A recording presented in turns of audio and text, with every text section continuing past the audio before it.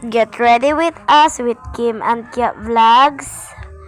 Papunta nga po kami ng school niyan. Kaya naman po for the go.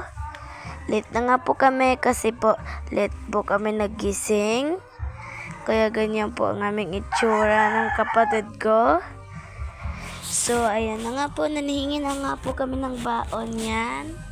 Bye. So wag po kayo mag-alala. For lang din po yan. Kung nagtataka po kayo, sino po yung nag-i-edit niyan? Ako po yung nag-i-edit ng mga videos namin. Si mama na nga po ang aming videographer. At kami palagi ang nakakakita palagi ng aking kapatid. So papunta na nga po kami niyan. At yan na nga po. Bibili na nga po kami ng baon. Kaya naman for the go. So hanggang sa